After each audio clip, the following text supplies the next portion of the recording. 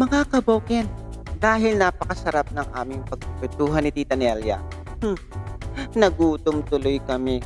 Kaya naman, eto, tuturuan ako kung paano lutuin ang tinola ni Tantansora. Kaya mga kaboken, halika na! Mga kaboken, ready na ba kayo sa journey ko?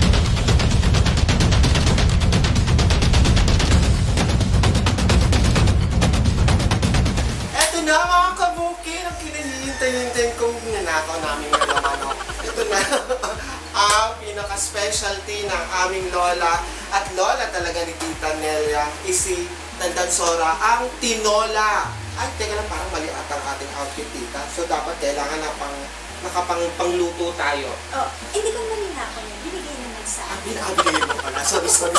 Binigay mo pala sa akin. Oo. Binigay sa akin. At eto na, magmamagic tayo, tita, dahil ako na isang Japanese. Eto na, mga kaibigan. Magmamagic na kami. Tita, di ba? Bonggang-bongga ako. Ay, teka na, parang bongga yung sayo eh. Ang ganda ng aking ano. Oo, talagang noted. Bayani, Tantansora, ang lola ko. Ayan, tita. Ano itong mga ito? Okay. Hindi tayo kakain ng ice cream, ha? Nakala ko gano'n, makakita ko ng ice cream na may tinola. Okay. Ay, baligtad pala, sorry. Okay. Tinola na may ice cream. Okay. So, dahil Pilipino tayo, kasi si Tantansora ordinaryo may bahay lang. So, hindi niya tinatapon lahat ng mga ano niya. So, ang nakalagay sa ating ice cream, hindi ice cream, kundi binigay ng kapitbahay, ha? Hindi ko ninakaw yan, binigay yan. Okay. Ito yung papaya. Dahon ng sili. Naalala ko, tita, meron nagluluto sa amin ng tinola. Akala niya dahon ng sine. Yung pala, dahon ng serpentina. Kaya ang sarap! Asin, ayan o, ang pagla ng tinola. Okay. Ay, tapos ano ito, tita? Oo, kasi si Tantansora, dahil wais siyang misis, okay, sa manok, wala siyang tinatapon.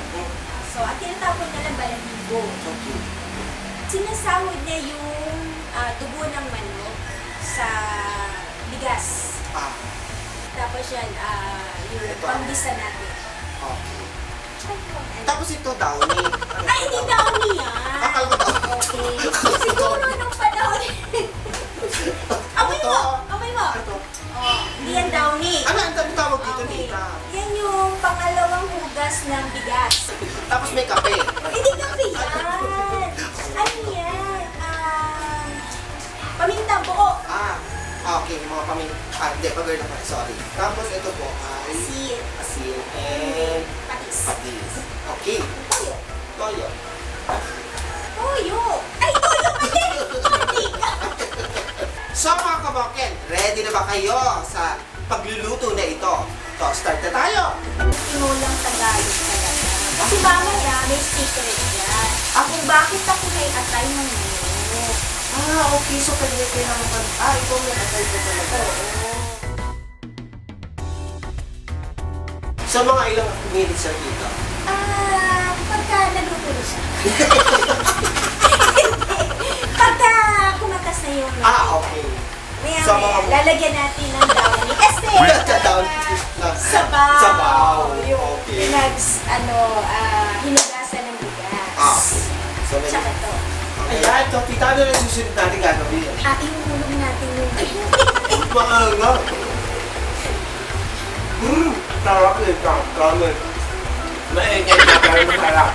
Ito pala yung so dito naghahalo yung dugo ng manok, tapos pati yung pinaka-main ingredients na ang sarap. Naku tita, thank you so much tita. Naku promise, nabubusog ako talaga. At ito yung tuturuan ng pag-aaralan ko. Thank you so much, tita. Okay, thank you rin.